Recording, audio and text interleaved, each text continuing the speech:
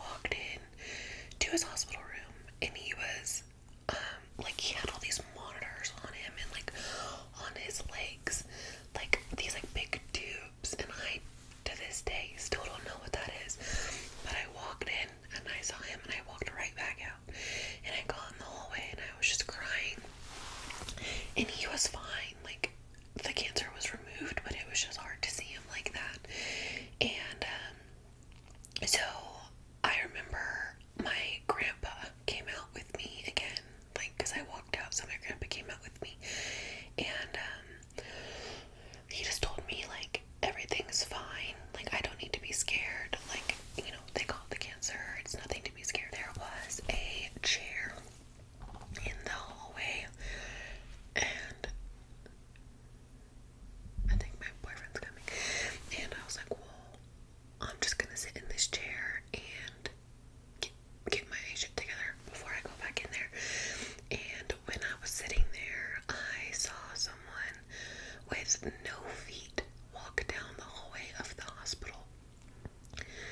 And they didn't really...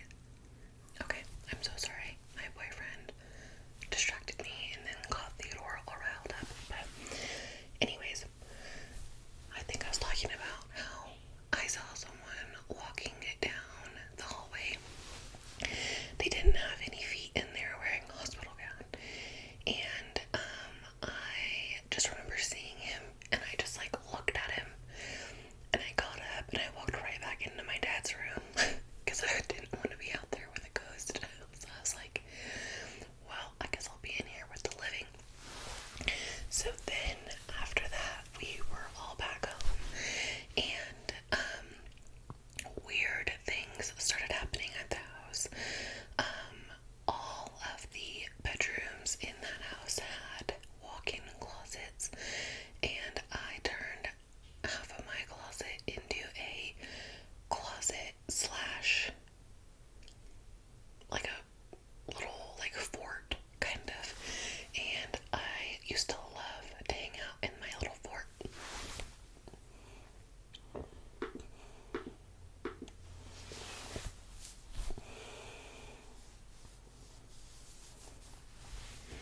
Because it was just like comfortable and cozy, you know. So one night I was in there and I kept hearing this like noise in my actual bedroom, kind of like a knocking noise, and I was like, oh my god, that's so creepy. So I got out of my fort and just went to bed. And I remember, I think it was late at night, which is what, like, I don't think I was supposed to be up. And I'm so sorry if you guys heard that. I think my boyfriend just let the dog out. But so I just got up real quick and I went right into my bedroom, and I closed the closet door, but I left the light on.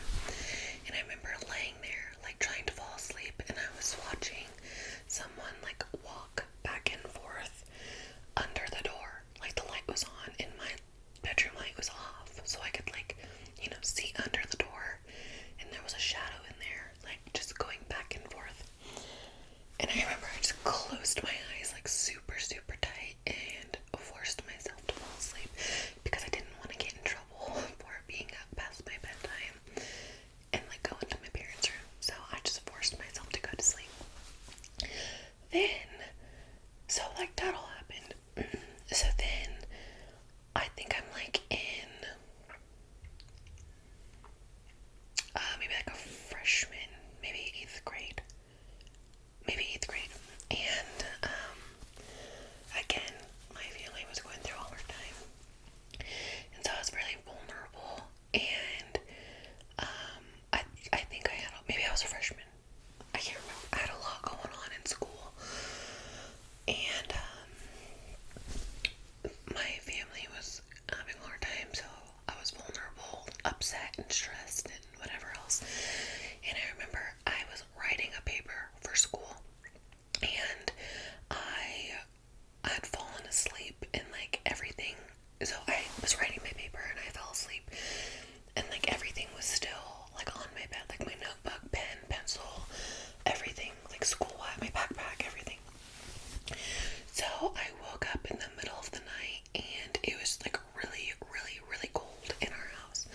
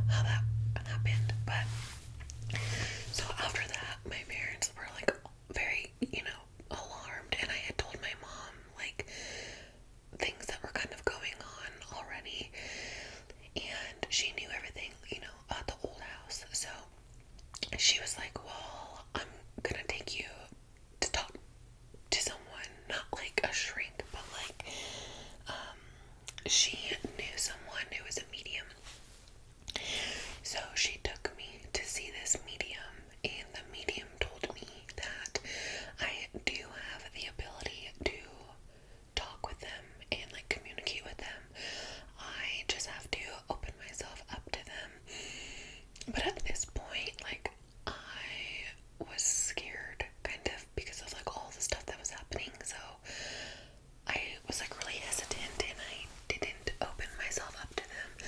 But she did tell me that there was, so I'm gonna backtrack a little bit. I didn't open myself up to them in that moment.